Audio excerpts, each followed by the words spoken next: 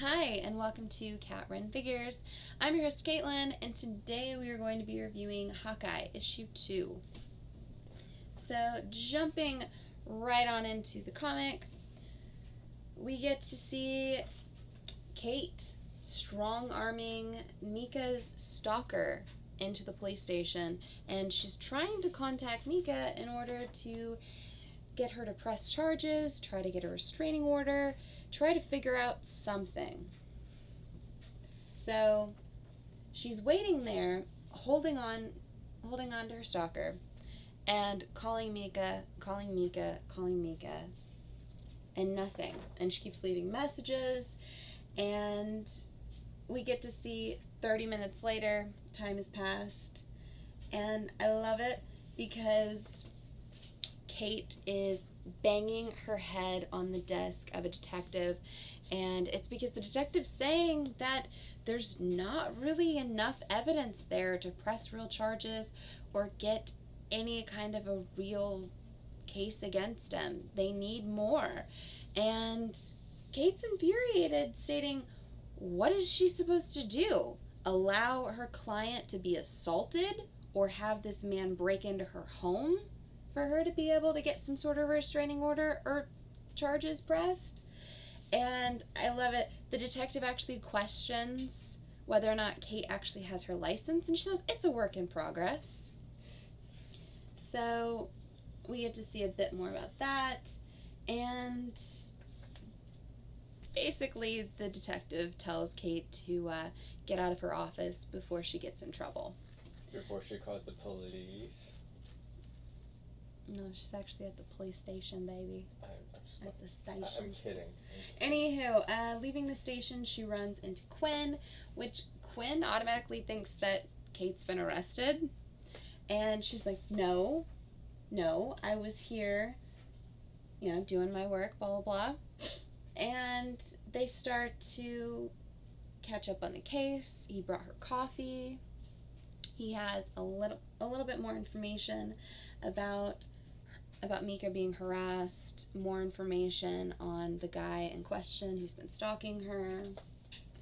And it's kind of adorable because Quinn tries to ask Kate out, and she just completely misses the point of it, and she sees right past it into the TBC icon.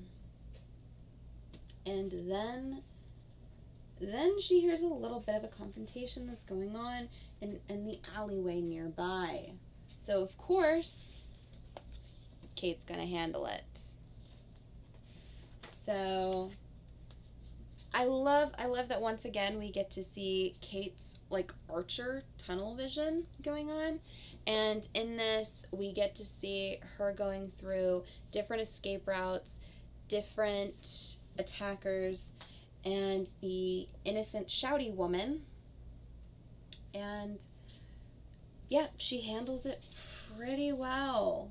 One of the frat boys that's actually attacking the young girl is stating that it's impossible to shoot 2 arrows at once. Clearly, this guy has never met Hawkeye Kate Bishop. So, of course, she shoots her arrows, and she makes pretty quick work of these 3 young men. Shooting one in the leg, shooting past another, and then running up into a kickstart to knock each of them down. Once again, I love the panels here. Then we get an innocent bystander who's trying to help her out and is saying, hey, this is his town too, and he doesn't like the fact that these guys could be attacking young women. So Kate goes to check up on the woman in question to see if she's okay, and she's actually stating that these guys are her friends. She doesn't understand what happened. It's like they just flipped a switch or something. And they get to find out a little bit more about the TBC icon moving forward, but Kate's on her way back to Hawkeye Investigations. And I love it because she's pissed off that not only has someone broken the glass on her door, but they stole that stupid sign. And she's mad because now she has to try to redraw another eye. Yes, it was a paper sign that she had taped to the glass door, and she's pissed about it. Well, she goes inside, and Ramon is there. And you remember Ramon.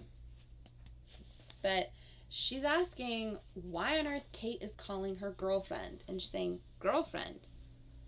And we find out that Mika is actually Ramon's ex-girlfriend, that she was on her way to meet her to talk, and she's now missing. Ramon found her cell phone and her purse, and no Mika. So they're concerned. She understands she's been stalked, and Kate says she's got this all under control. She's actually watching Mika's stalker. She put a tracking device on him. It's all good. She's got this covered. And then she finds out that he's not at home and he's not at the precinct. So they're going to murder him. Jokingly, they're going to murder him. But Kate goes to find him and actually finds him outside of a meeting place of the TBC group on campus. And he's stating that they know about Mika. He talked about Mika, and he wanted to try to warn her in some way about them, but then she was also looking into them. It's this really weird thing that's going on, and he was concerned about her. And Kate's saying, not only is this guy crazy, but this is superhero business. She's going to take care of it. So she takes his mask. You have to wear a mask, apparently, to be a member of this group. And you need the password, which is Dominito. Yep, that's the password. So she opens up the doors to this meeting, and it's Take Back Control is the group.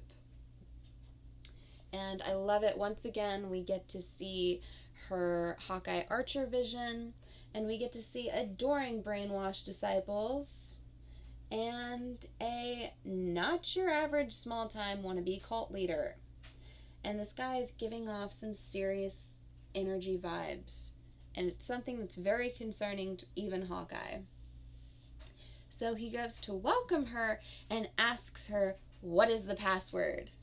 So she says, sure, Dominito. And he says, I'm afraid that's the old password. Grab her. And in unison, every person in the room turns to look at her, and her response is, oh boy, this is some serious horror movie crap.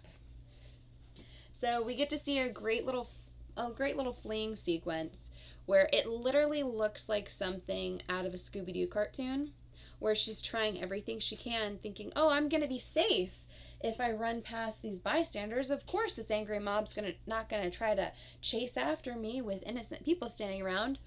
No, the innocent bystanders start to chase her as well.